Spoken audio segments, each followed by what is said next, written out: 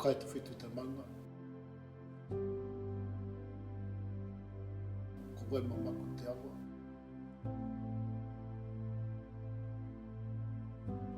Ko te whakamaharatanga te whare tupuna me te marae hoki.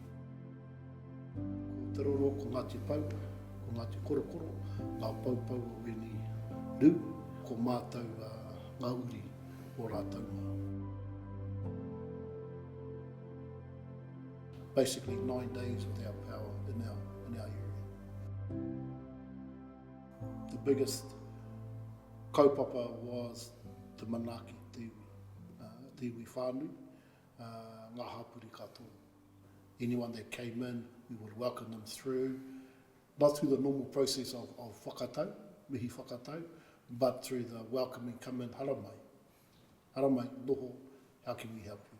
There was a kaupapa that was sent, and there was a kaupapa that we ran through that period. So we came in as soon as the alert came that we were in red. We set up the marae, and the first night there were only about 9 or 10 of us. By the second night, a few more of the kazis, the aunties came in, and then we were expanding our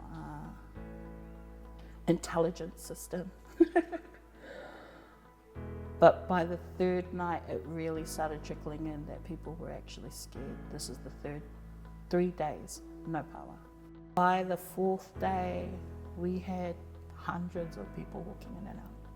You talk about mana marae. Here it was ringa atawhai. It wasn't just the marae that supported this community. It wasn't just an iwi that supported this community. It was the community itself. Ngā ringa atawhai came everywhere, from everyone. Everybody wanted to support and help the best that they could.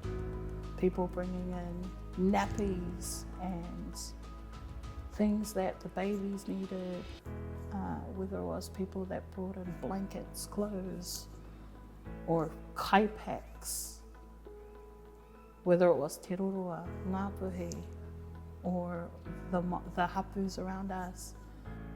This marae was filled to the brim with koha, filled to the brim with aroha from people surrounding this area. I think one of the big things for me was to make sure to go out and particularly make sure that our old people are okay. And I know that our people here did that within our valley. But you know, a lot of the old people from here live away from this valley, so we couldn't necessarily, you know, be contacted, or they were busy to come out and do that.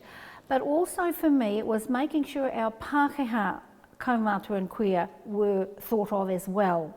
Because I shared that, you know, I had a kuia who, when I asked her would she like a hangi that a marae was bringing us for a kai, she shared with me that she thought only Māoris were getting that kai. And I shared with her that it's not a Māori cyclone. And please, come and have a kai, you know. And her perception was that maraes are only for Māoris, and that's sad to hear, because we've got to make sure that we embrace our Pākehās to come onto our maraes, and I'm sure they will. If they get a feel of what's happening here, they will come.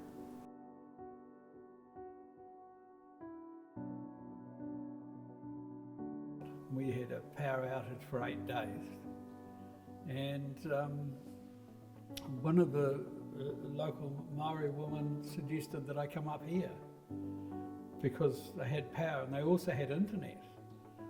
And I've got friends and relatives all over the world, and people were really getting a bit worried. My daughters were getting worried, and I couldn't make any contact with them, and the place was cut off. We couldn't get out either side, either down through the forest or out through Opo.